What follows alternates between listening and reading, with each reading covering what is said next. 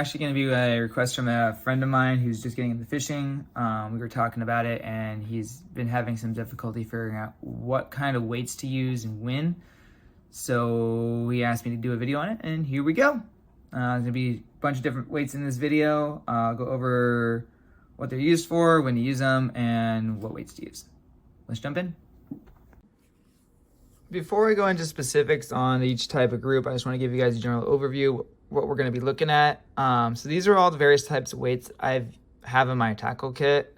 I have used all of them at some point in my fishing career. Let's go ahead and start from the top. We've got our egg sinker slash, I call this almost a torpedo, but it is kind of an egg sinker one. We got our egg sinkers right here. These bottom three are actually ones I made myself. But yeah, basically they're just bottom sinkers. They take your bait to the bottom, especially if you're floating it. They'll just anchor it in the ground and have a spot for the fish to be able to tug the line through without actually triggering the fish's flight or fight response. You have these ones over here. These are drop shot, also called finesse weights. Go into a little more detail over that, but essentially it's a weight with a swivel slash pinch area. I'll explain what that's for later. Then you have your, pretty sure most of you have seen these before, a split shot. This one's a removable split shot. This one is a basically non-removable split shot. I will go over the specifics on those as well. And then we have our worm weight, which apparently I was using wrong for years. We'll go over how those are supposed to be used and how I was using them and how they can't be used. Let's go ahead and jump into it. We're going to start with the egg sinkers. Next weight I want to cover with this video, probably start off with the egg sinkers. Of them is a split shot. What you see here are actually basically two different categories. I say and because they are two very different types of systems. They are similar. This one's actually a store-bought one, very different in how you can use them. What I call a torpedo sinker. Go ahead and show you what I mean. What I mean by that. Essentially, what it does is it allows you to removable, but the regular split shot. Basically, so cast out. The reason why I say this is a split shot and not a removable split shot, and when it hits the bottom, this one is designed to once it goes on, it's not coming off unless you're yanking it off. It allows that bait to float free of the weight. Reason being is there are no what they call little ears back here through as long as you don't have anything. So once you crimp this with your pliers onto your line, it is anchored there per rod. At which point maybe you can find a way to slide up and down the line before they realize there's weight attached to it. You're probably going to wreck your line. So wherever you're crimping this helps you set the hook and get the fish on the line, and something goes wrong with it or it fails. This you're not getting it back off. I want to say this was about because there is no way to pry it open without damaging your line. 10 or 12. So while yes, it is useful. Be ready to commit because they didn't come back. Your traditional egg sinkers. Now, on the other hand, these are actually ones what they call a removable split shot. So what that means is exactly what its name says. It is removable. Especially since I've been seeing some of the prices go up. I don't have any of these made myself because this one in particular is a 1/4 ounce. But what this does is it has the same setup as you have that non-middle split shot. It goes all the way through. But it does have these little ears. These are actually this and the 1/8. I'll show you in a second. Is you can grab your pliers. The ones I use these most commonly. So you can crimp this down with your pliers. 1/4 ounce. Crimp it onto your line. It'll stay there. It'll set your depth. Anchor the weight and spot instead of letting the current bobber system roll. And you just want to get, like I said, out there. Allows me to run the line through. And fish hit it down below your bobber. Take my line. This is one way of doing it. I've actually got a hit. You can crimp it onto your line before they realize they're on. Probably otherwise you'd have weights there and it'd just be dragging the above where your hook is, and they're 6 to 8 inches below. Then you have your bobber one. So this is actually the lightest duty bait run while still keeping it 1/8 ounce strike range of the fish. Lead egg sinker, as well as not overload. I made this one. If you do want to move it, this is when I'm just trying to cast out, either decrease your wind or sink it deeper. And I'm not trying to go. You can go ahead and use your pliers. Go out maybe 10 to 15. And what it'll do, yards or something like that, do it with my fingers, or 10 to 20 feet, I want to say. I get my metrics what it'll do is it'll open these jaws. This is the one I'm going to probably size down to allow it to pop open, just because it's not going to be able to cast as far as my other weights, and it's still going to do the job. Especially the only really con to these and I won't have to worry about crimp it. Overcast. It's probably going to bite into your line a little bit. This one is probably the biggest one I've ever used. Yes, it's a 1/2 ounce egg sinker. Just watch out for the damage to your line when you use it. Honestly, the only time I use these are when I'm doing a slip bobber. Probably most well known of them is a split shot, and I have on this one This is the one I usually use when I'm doing that, and just because of how far I'm trying to get this. Types of systems. They are similar, fishing for in the deeper water, how you can and trying to get down farther.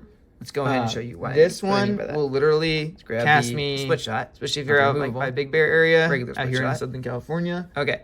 So over by the the reason why I say this is a split shot and not a removable split shot just is about this one is designed to once it goes on and allow me to get it down to say the line. Reason being is there are no what they call little ears back here. My bobber stop. So once you crimp this, this is for when you want to cast far. It is or you're casting there in the heavy wind. This will help you compensate. Maybe you could find a way to slide up and down the line. Otherwise, but in doing so, you're probably going to wreck your lines. So wherever you're crimping this, heavy they are, it's staying. You do have to worry about with it or it fails, pushing your line you're around, not getting it back off unless you're cutting that line. As well as there is no bobber way to pry with it these, open unless your bobber is rated for half ounce or more. While yes, it is useful, it's going to sink your bobber. So I would stick with be ready to commit because it didn't come back off. 1/4.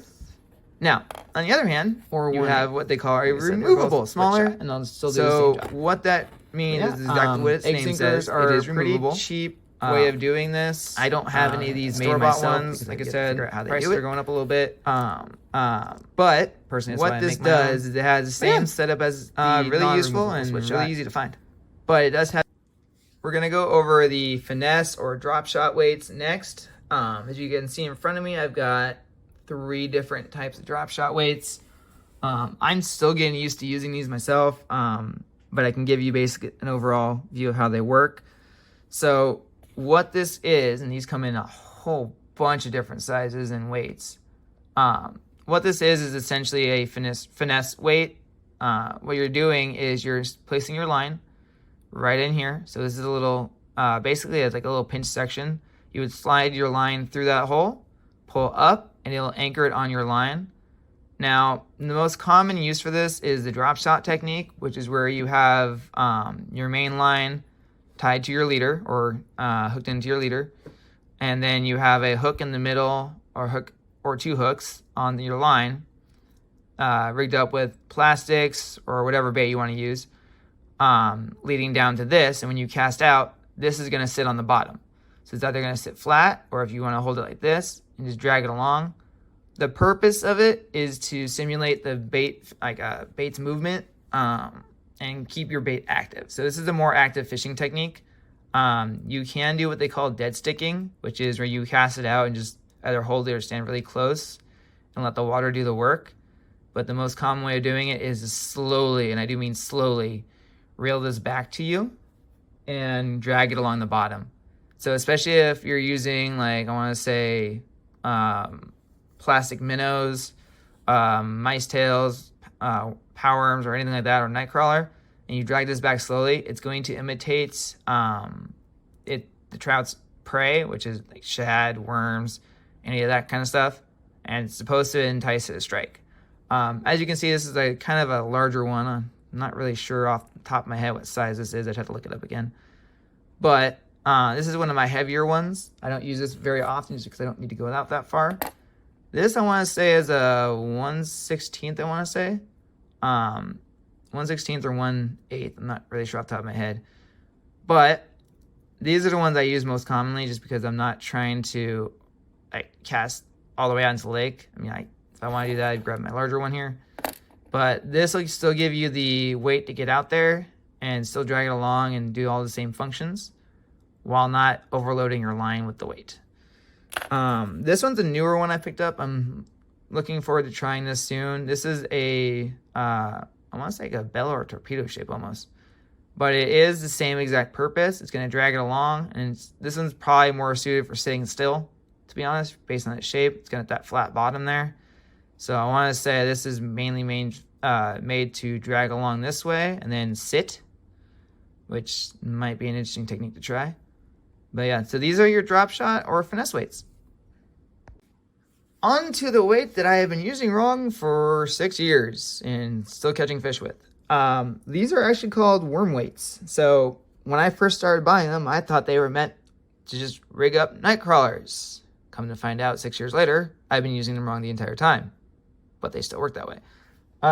These are actually meant to be rigged up with your plastics. So what would happen is if you were using this the way they were intended, And unlike me, who is just sticking them on a line and using them that way,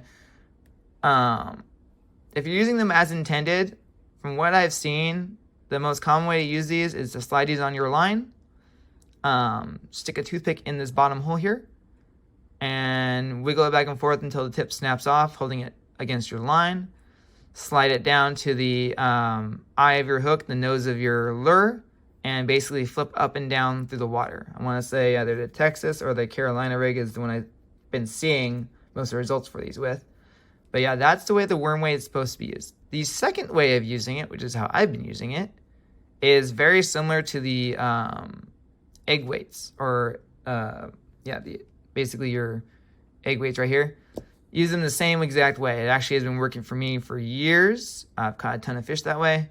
But what you would do is you would put on this on your leader, or whatever you're going to use. If you're going to use your main line, put it on your main line. What I do is I put a Carolina keeper behind it to control my leader length.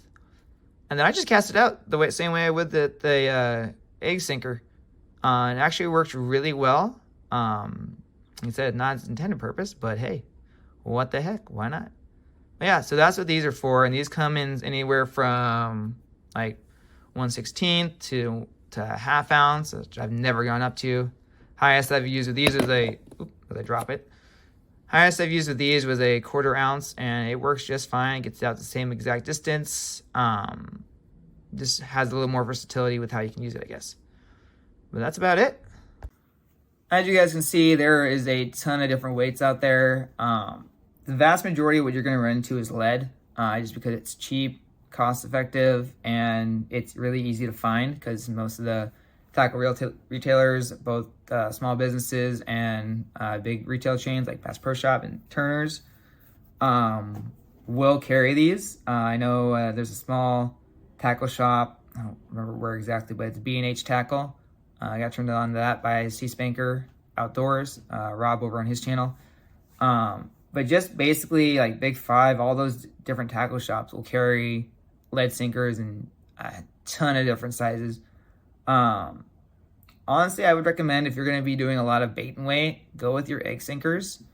Just because the versatility is unparalleled. I mean, you can use your split shots as well. I would definitely recommend getting the removable ones instead of the one and done versions, because once you put those on, they're not coming off. Yeah, you basically just use that weight and it's done. With the egg sinkers, you have a lot more versatility. You can use it as a bottom weight. You can use it under a bobber. If you want to do that, I'd go with the 1/8 or smaller, like 16th or something like that. You can use it to slip bobber, which is, I would say, 1/4 to a half ounce. Just make sure your bobber is rated for it. But beyond that, I mean, the lead ones are available everywhere. If you want to get into drop shotting, one, I'd recommend checking out Sea Spanker Outdoors. He does a lot of that, as well as some of the Golden State Fishing Custom Baits videos.